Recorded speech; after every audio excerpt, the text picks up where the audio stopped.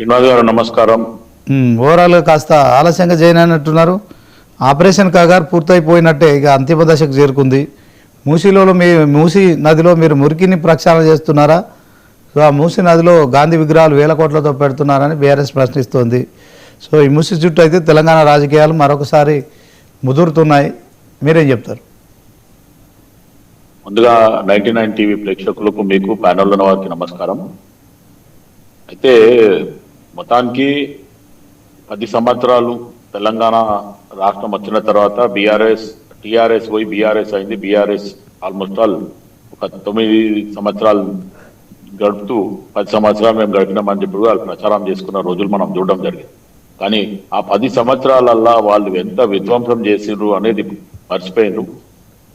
మార్పు కావాలి, కాంగ్రెస్ రావాలనే ఒక నినాదంతో కాంగ్రెస్ పార్టీకి ప్రజలు కట్టడం జరిగింది. ఇప్పుడు 2 సంవత్సరాల నుంచి కూడా ఈరోజు టీఆర్ఎస్ బీఆర్ఎస్ చేసేది ప్రతిదీ కూడా ఒక విమర్శ కిందకే తీసుకోవాలా తప్ప, ఏదైతే అభివృద్ధి పరంగా కానీ, లేకపోతే వాళ్ళు రైతుల గురించి ఆలోచించడం కానీ, ఇంకా వేరే ప్రజల గురించి ఆలోచించిన దాంట్లో 10 సంవత్సరాలు టీఆర్ఎస్ బీఆర్ఎస్ చేసిన దానికంటే కాంగ్రెస్ పార్టీ మేలు చేసిందని ఈరోజు ప్రజల నుంచి మనకు వినిపిస్తుంది. రెండోది, ఏదైతే జరిగిన 2 బై ఎలక్షన్లు కానీ, మళ్ళా ఇప్పుడు ఎలక్షన్ల గురించి కాదండి, బీఆర్ఎస్ గురించి కాదండి ఇది పెట్టింది.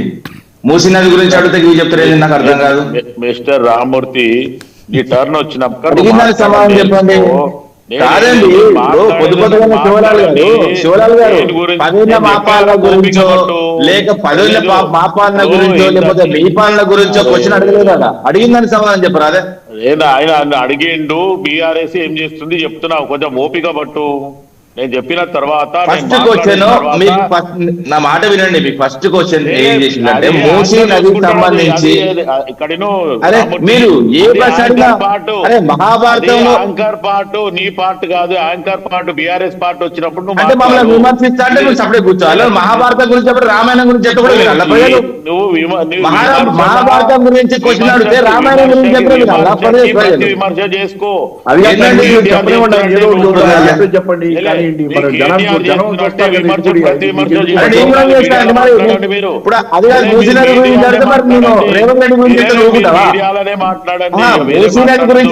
రేవంత్ రెడ్డి గురించి మొత్తం భాగవతం చదువుతారు, వింటావా?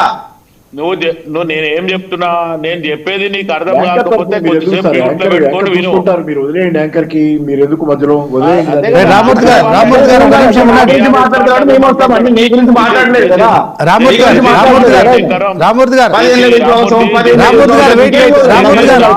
గారు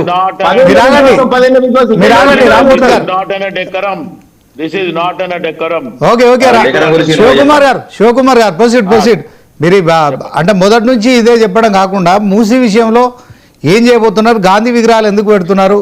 అదే క్రమంలో బీజేపీ రాష్ట్ర అధ్యక్షుడు ఎన్ రామచంద్రరావు అర్బన్ నక్సలైట్ల విషయంలో కూడా కామెంట్ చేశారు. సో వీటి మీద ఏం చెప్తారు? తొందర మాట్లాడారు. నేను ఏం చెప్తున్నా శ్రీనివాస్ గారు, ఒకసారి ఇంతకుముందు అనలిస్ట్ గారిని మాట్లాడిపించినప్పుడు అసలు మాటను కూడా మాట్లాడలేదు. ఆయన చెప్పేదంతా వినడం జరిగింది.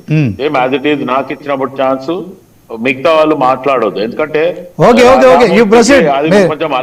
మాట్లాడేసండి, మీరు చెప్పాలని చెప్పండి. నేను ఏం చెప్తున్నా, నేను మాట్లాడేటప్పుడు నీ యాంకర్ పార్ట్ కూడా ఆయననే మాట్లాడితే ఇంకేం మాట్లాడలేము.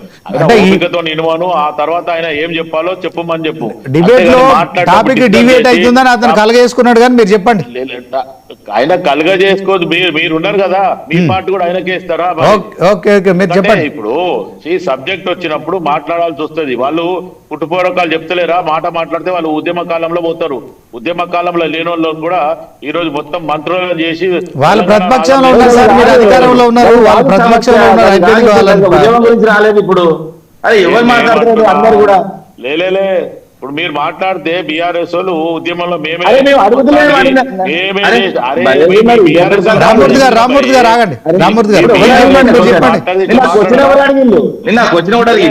ఇప్పుడు నేను యాంకర్ నాతో మాట్లాడుతుంటే నేను మాట్లాడుతున్నా, డిస్టర్బ్ చేయొద్దు, ఇంటరప్షన్ చేయొద్దు అని చెప్పి నీకు చెప్తున్నాను.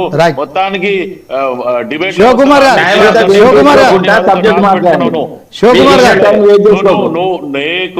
నేను సబ్జెక్ట్ మాట్లాడతా, నా గురించి మీ గురించి మాట్లాడితే డిబేట్ లో కూర్చోలేదన్నా.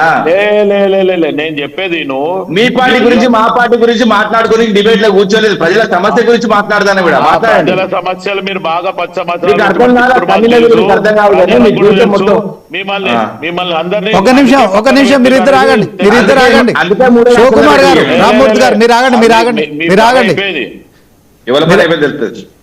మీరు ఆగండి. బీజేపీ నాయకులుగా మరి తాడు శ్రీనివాస్ గారు ఏం చెప్తారు? శ్రీనివాస్ గారు సార్ ఎట్లా వస్తారు? మొత్తానికి రామచంద్రరావు గారు మరొక బాంబు పేల్చారు దీంట్లో అర్బన్ నక్సలైట్లని ఆయన మాట్లాడడం కావచ్చు. మరొకసారి మరి ఇక కర్రెగుట్టలు పూర్తిగా పోలీసులు కైవసం చేసుకున్నారు. దాంట్లో ఇంకా నక్సలైట్లు ఎవరు లేరు ఎక్సెప్ట్ గణపతి. సో మరి దేశంలో మీకు ఏ సమస్య లేనట్టు హుటాహుటిన ఈ అడవుల్లో నక్సలైట్లు ఉన్నారు. సో దాంట్లో ఈ అడవులన్నింటిని కూడా ఆదాని అంబానీలకు కట్టబెట్టాలనే లక్ష్యంతో బీజేపీ మరొకసారి మరి మన దేశంలో ఆ నక్సలిజాన్ని రూపుమాపాలనే ఆ లక్ష్యంగా ముందుకెళ్తున్న నేపథ్యంలో సో ఇప్పుడు మరొకసారి అర్బన్ నక్సలైట్ల ఇష్యూ బీజేపీ రాష్ట్ర అధ్యక్షుడు తీసుకోవడం ఏం చెప్తారు సార్? సార్ ఇది ఇంటర్నల్ సెక్యూరిటీ కోసం తీసుకున్నటువంటి చర్య. రెండవది ఏంటంటే రాజ్యాంగం పరిధిలో మనం పరిపాలిస్తున్నప్పుడు ప్రజాస్వామ్య ప్రభుత్వంలో 2 తుపాకులు ఉండడానికి వీల్లేదండి. ప్రభుత్వం దగ్గర బయట టెర్రరిజం గురించి మనం కొంత మేరకు అటువంటి